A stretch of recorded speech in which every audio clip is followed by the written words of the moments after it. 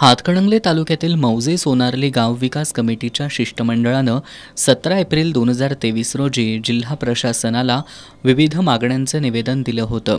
या निवेदनाची प्रशासनानं दखल घेतली नसल्यानं मौजे सोनारली गाव विकास कमिटीचे मार्गदर्शक हमीद पन्हाळकर यांच्या नेतृत्वाखालील सोनारली धरणग्रस्तांनी जिल्हाधिकारी कार्यालयासमोर आजपासून बेमुदत ठिय्या आंदोलन सुरू केले।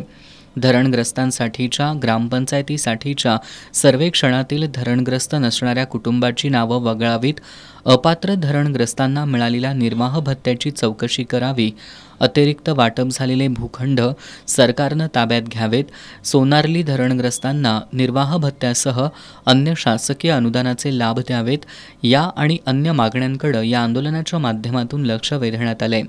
14 जुलैपर्यंत प्रशासनानं मागण्यांची पूर्तता केली नाही तर 15 जुलैपासून आपण आमरण उपोषणाला बसू, असा इशारा विकास कमिटीचे मार्गदर्शक हमीद पन्हाळकर यांनी दिलाय। या ठिय्या आंदोलनात संतोष पाटील, राजेंद्र पाटील, निवृत्ती पाटील, गुलाब पन्हाळकर, सचिन लोखंडे, विलास पाटील, सुरेखा पाटील यांच्यासह सोनारली धरणग्रस्तांचा सहभाग होता।